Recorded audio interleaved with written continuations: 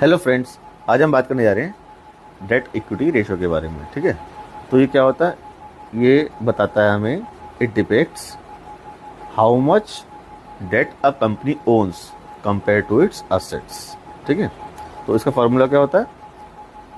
Total debt divided by equity shareholder funds.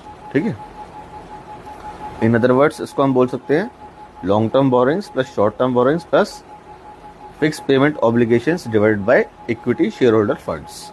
ठीक है, तो ये हो गया हमारा total debt to equity ratio. अब एक टर्म और है, net debt to equity ratio. वो क्या होता है? Total debt minus cash and cash equivalents कर देंगे, तो उसको डिवाइड करेंगे इक्विटी शेयर होल्डर फंड से, तो तब हमारा आ जाएगा net debt to equity ratio.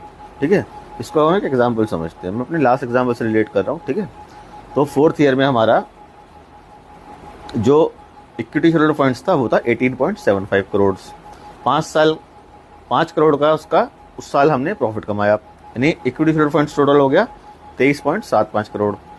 Date थी हमारी 10 करोड़ प्लस 1 करोड़ का उसके ऊपर इंटरेस्ट, यानी कि 11 करोड़ हमारी टोटल डेट हो गई।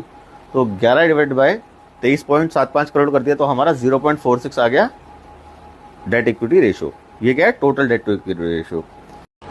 अब हम बात करेंगे net debt to equity ratio के बारे में। ठीक है, तो इसका फॉर्मूला क्या होता है? Total debt minus cash and cash equivalents divided by equity shareholder funds. ठीक है, तो मान लीजिए आपने डेट और इक्विटी से पैसा लगाया है अपने बिजनेस में। अब 1 करोड़ आपका जो है वो स्पेयर है, यानी वो क्या हो गया? आपका कैश एंड कैश इक्विवेलेंट्स हो गया। तो मान लीजिए हमारा एग्जाम्पल से रिलेट कर रहा हूँ, 11 करोड़ हमारा क्या था? टोटल डेट था, minus 1 crore cash and cash equivalents divide करेंगे टोटल इक्विटी शेयरहोल्डर फंड से हमारे वो कितने थे? हमारे 23.75 करोड़, यानी कि इक्वल टू आ गया 0.42।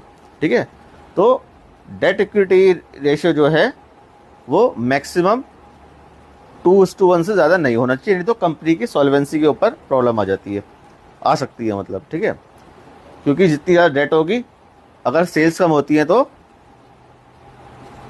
बिजनेस लॉस में चला जाएगा। ठीक है ना, और डेट फ्री कंपनीज को जनरली अच्छा माना जाता है। ठीक है, और डेट फ्री कंपनी होने का ये मतलब नहीं है कि वो लायबिलिटी फ्री है। ठीक है, क्योंकि डेट का क्या मतलब है? जो आपने पैसा लिया। ठीक है, और लायबिलिटी कुछ भी हो सकती है बिजनेस ऑपरेशन से। ठीक है, वो आपको समझ में आया कॉन्सेप्ट। Thank you.